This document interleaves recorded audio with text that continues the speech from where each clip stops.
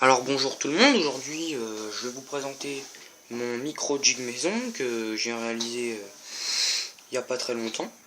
Donc en fait ce micro jig est composé donc d'une tête plombée de 3 grammes, donc d'une jupe de fibre colorée, hein, un peu, on a du marron, du jaune, du orange, un peu de tout, et ainsi que d'un petit trailer.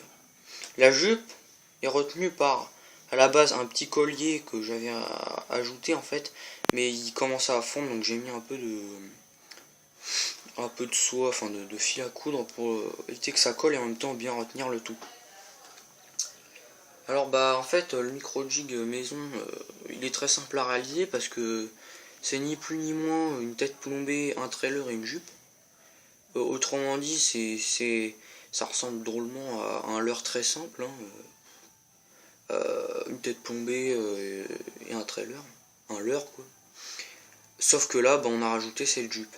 Et cette jupe va vraiment aider en fait à faire vraiment des effets sous l'eau déjà d'une important, vraiment qui peut éveiller vraiment révéler l'agressivité des carnassiers. Voilà, c'est un leurre que j'utilise pour la perche qui est vraiment pas mal.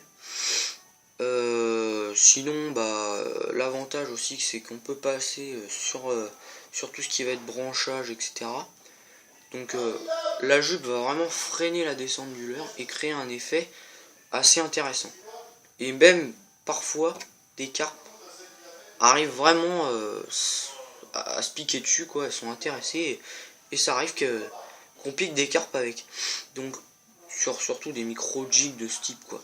Après, il peut y avoir des micro-jigs articulés. Les micro-jigs articulés, généralement, c'est une espèce de tête plombée avec une espèce d'agrafe où on peut changer les leurres et les hameçons, en fait. On peut mettre un hameçon texan, on peut mettre un hameçon simple, un hameçon plus ou moins rond, de différentes tailles.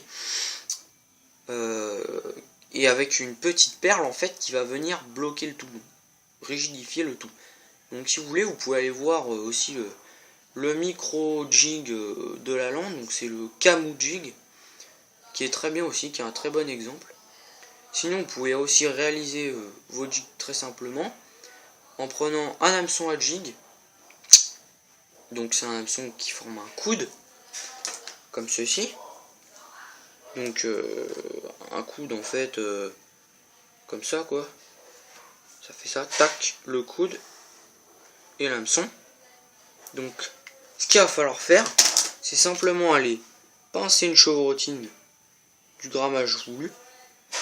Généralement du 2 grammes ça passe très bien. 3 grammes ou plus, avec des hameçons de taille différentes. Ensuite, ce qui sera intéressant, c'est de poser de la fibre en fait. Poser de la fibre comme ça. Donc la fibre, vous voyez, elle va être posée comme ça. Donc il y en aura un paquet comme ça. Par petits paquets.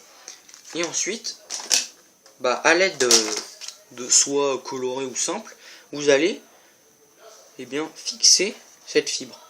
Une fois que vous aurez mis une couche de fibre, bah, vous allez en remettre une deuxième. En faisant tout le tour. Et des couleurs différentes comme vous voulez.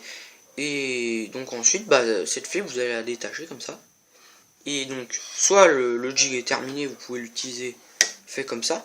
Ou alors, vous pouvez rajouter un petit trailer en fait derrière. Donc un petit trailer en fait qui va arriver, qui va être pris dedans quoi.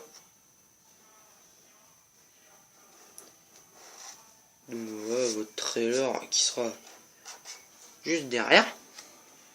Avec donc vraiment beaucoup de fibres, donc des plus longues, voilà, comme ça, qui vont vraiment faire une robe.